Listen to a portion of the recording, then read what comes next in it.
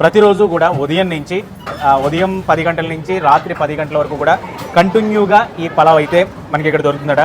తుమ్మపాలలో చాలా క్రేజీ, అంటే ఈ పలావ్ తినడానికి చాలా చోట్ల నుంచి వస్తుంటారు.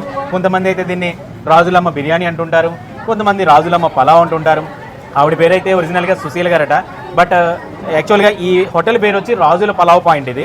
బట్ అందరూ ఆవిడ్ని రాజులమ్మ అని పిలిచి ఇప్పుడైతే మాత్రం ఆ రాజులమ్మ పలావ్ సెంటర్ అనే పేరు మాత్రం గట్టిగా మారుమోగిపోతుందన్నమాట.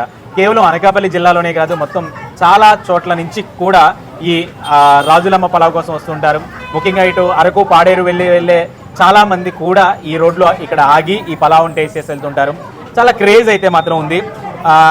అందులోనూ 40 ఏళ్ల నుంచి ఇక్కడ ఈ పలావ్ సెంటర్ ఉండడంతో ఆ పాత ఫ్లేవర్స్ కూడా చాలా మందిని అట్రాక్ట్ చేస్తూ ఉంటాయి. చాలా మాస్, అంటే ఒకసారి మనం ఇట్లా చూస్తే మాత్రం ఒక జాతర, అలా ఒకసారి చూస్తే ఓ జాతర ఎట్లా నడుస్తుందో అలా ఆ జాతరలా ఉంటుందన్నమాట.